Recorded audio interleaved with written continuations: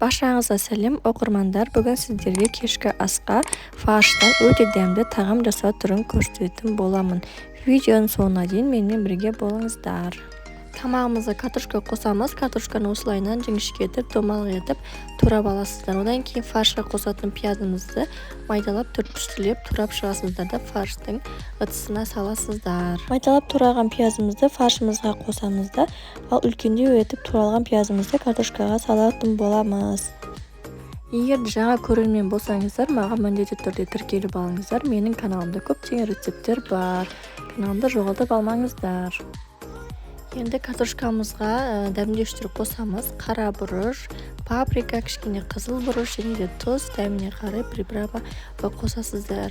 Қанша мөлшерде екенін барлығын описание бөліміне салатын боламын.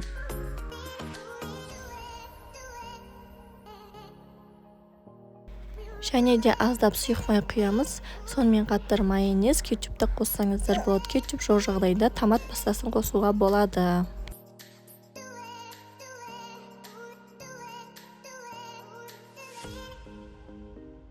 Барлығын салып алғаннан кейін жақсылап араластырып шығатын боламыз. Дәл видеодағындай араластырып аласыздар.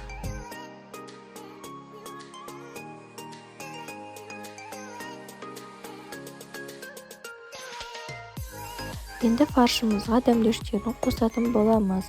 Қызыл бұрыш, паприка, қара бұрыш және дәміне қарай тұз қосасыздар. Барлығын шай қасықпен бір қасықтан қосып шығамыз. Барлығын салып алғаннан кейін жақсылап фаршымызды бір келге етіп араластырып аламыз. Енді тапамыздың астын сұйық маймен майлап аласыздар да картошкамызды бір қатар етіп салып шығасыздар.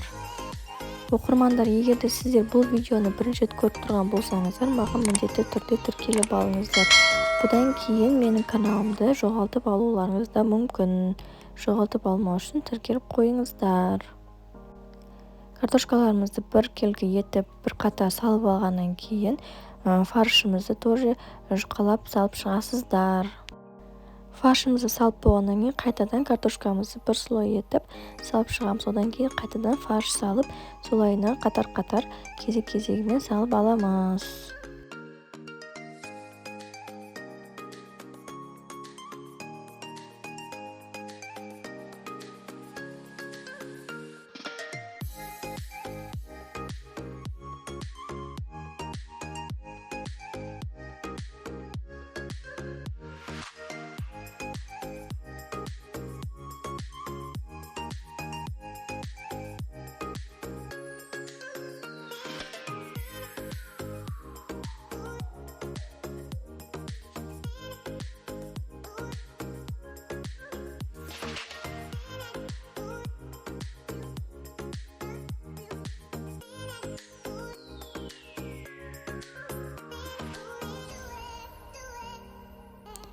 Одан кейін фаршымызды осылайынан кішкентай етіп, домалақ етіп жасап алып, ең үстіне қойып шығасыздар.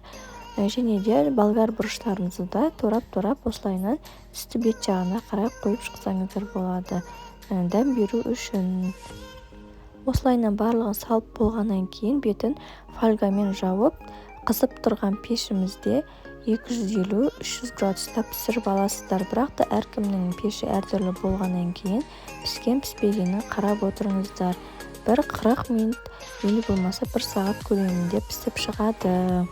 Енді әркімнің пеші әртүрлі болғаннан кейін әрқалай пісуі мүмкін.